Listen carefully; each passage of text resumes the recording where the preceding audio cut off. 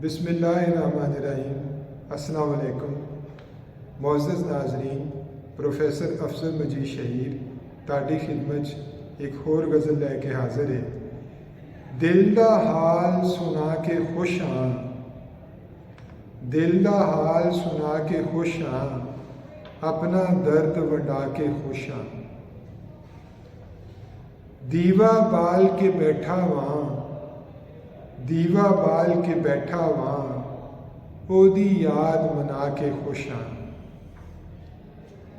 ओ भी मैनू छड़ के राजी, ओ भी मैनू छड़ के राजी, मैं भी जान छुड़ा के खुश हाँ।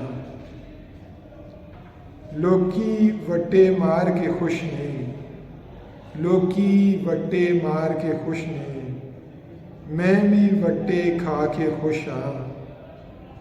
खुशियाँ ने मुँह मोड़ ले आए, खुशियाँ ने मुँह मोड़ ले आए,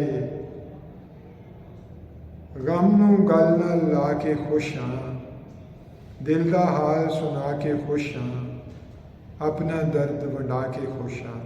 बहुत शुक्रिया।